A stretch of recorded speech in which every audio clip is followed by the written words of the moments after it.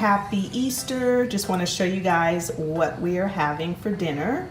So I made some baked chicken, and these are thighs, and on top you'll see some herb seasoning, and then I Howard likes stovetop stuffing, so that is what he is eating, stovetop.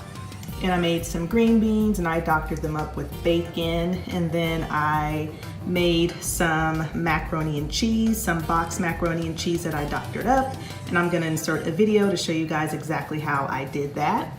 And then here is my plate. I'm having the same thing, except I like cornbread dressing, and so that is what I am having. I'm having homemade dressing, and I like gravy on mine. And then we are trying these Sister Schubert's cloverleaf rolls. Now, I have bought Sister Schubert's before and I really like them a lot. Normally I buy their yeast rolls, but I wanted to try something different, so I baked these up, and they're pretty good. Now, the biggest difference between the regular yeast rolls and these is that the package directions for the cloverleaf rolls, they suggest that you let them thaw out. So that is what I did, and I baked them, but they taste very good, very similar to the yeast rolls. And then for dessert, I made sweet potato pie. As you can see, we've already taken a couple of slices out of the pie, but we're having sweet potato pie. So sweet potato pie, dinner rolls, and then here again are our plates. The only thing different is Howard is having stovetop dressing, or stuffing I should say, and I am having cornbread dressing. Okay guys, so the first thing that you're gonna need to make this macaroni and cheese hack is a box of the deluxe macaroni and cheese. Now, if you try it with the powdered, it's not going to work the same, so you do need the kind with the squeezed cheese package. Also, you're going to need a half a cup of sour cream. I am using full fat sour cream, and I did let this set out for a little bit and come to room temperature. And then you're going to need a cup of grated cheddar cheese. So the only thing that I did was boil the noodles. So I boiled the noodles and I drained them. I'm going to add in the cheese. And you guys, even though I'm just adding in a few ingredients to this macaroni and cheese, it totally changes the taste. And it tastes so good. It just brings it up a couple of notches. Okay, so I have all of the cheese squeezed out. I'm just gonna stir it up. Okay, so there it is. Now I'm just going to add in my half a cup of sour cream.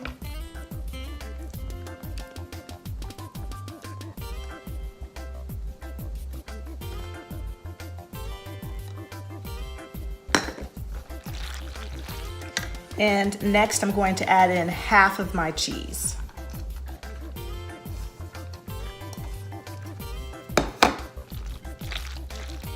Okay, so next you're going to need an 8x8 pan, and I did spray mine with cooking oil, or you can just butter it with butter or whatever else you happen to have. And you're just going to pour the macaroni and cheese in.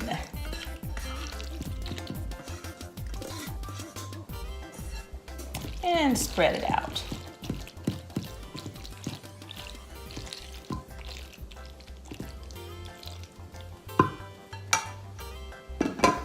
And sprinkle the rest of your cheese right on top.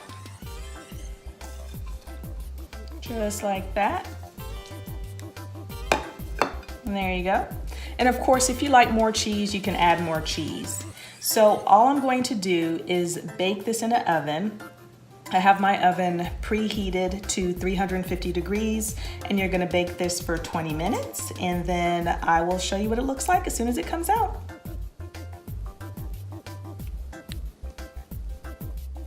Tonight for dinner, we are having DiGiorno Rising Crust Pizza. We cannot remember if we've had this before, and if we have, we haven't had it recently, but we are having the 3-meat variety with pepperoni, sausage, and beef. And here it is.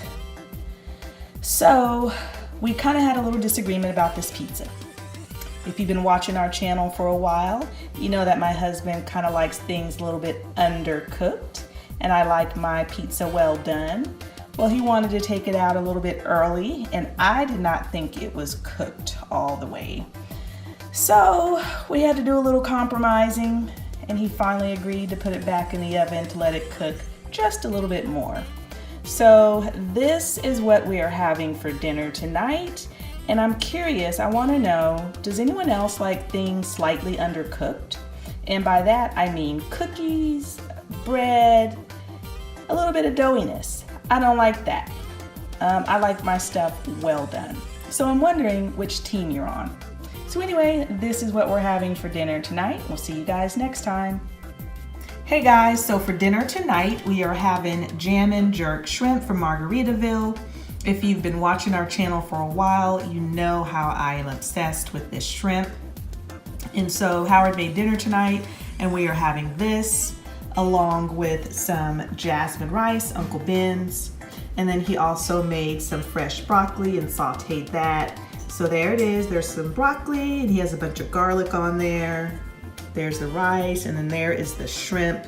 And all of that seasoning you see on top of that shrimp is the blackening seasoning, the jerk seasoning. And it's so good. It is pretty spicy, but it does have a really good flavor.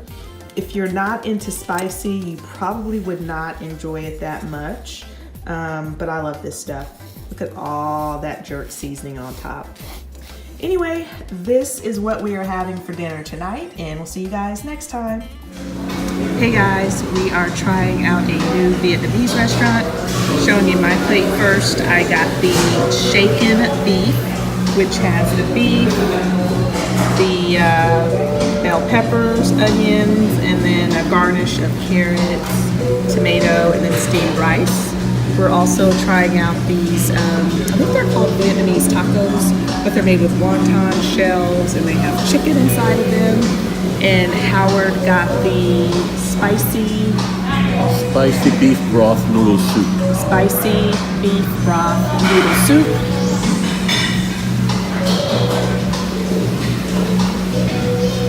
And we also ordered some spicy Korean chicken wings, but they are not out yet, but I'll show them to you when we get them. Here are the Korean fried chicken wings. Don't they look good? Hey guys, so for dinner tonight, we are having tacos. I am still trying to use up stuff that I had or have in the freezer. And in the freezer, I had some ground beef. It was leftover taco meat. And I also had some shredded chicken with taco seasoning on it as well. So I pulled that out of the freezer. We had these flour tortillas in the freezer as well. So let me show you what we're having. So this is Howard's plate, and he prefers flour tortillas over crunchy tortillas. So you can see that there's some chicken in there, lettuce, and we are trying out a new cheese, which I'll show you in a second. He likes avocado and that sour cream. And his other taco, I won't lift it up, but it's the ground beef that's in there. And this is the tortillas that he is using. This came in one of our subscription boxes a while ago, and I just stuck them in the freezer. The cheese that we are using is this Taco Bell Salsa Verde. This is the first time that we had it, and I just actually showed this on a Tom Thumb haul, and I'll try to remember to link that video in the description box. And this is my plate. I'm more of a minimalist, and so I just have rice on the side, and then I have a flour tortilla shell, which I'm trying for the very first time, some salsa and that same cheese. And this is what the flour tortillas look like. I really love flour tortillas, and let me show you what it looks like. So it doesn't exactly look like, there you go. So it doesn't look like the box. The box makes it look like, I guess it's a lot smoother, I guess, and more of a uniform color, but you can see there's a lot of color in the tortilla, and that's not from me cooking it. It came out of the box, this color. So that's that. The rice that we are having is my Mexican rice, and I actually had a separate video on this. I guess I did that video about 6 months ago or so, and so I will try to remember to link that video in the description box as well. For dessert, we are having, well, really me, Howard's not big into cupcakes, but I'm gonna have a dessert, and these cupcakes are from Kroger, and it's a strawberry whipped icing, and then the cupcake itself is yellow cake. So this is what we are having for dinner tonight, and we'll see you guys next time.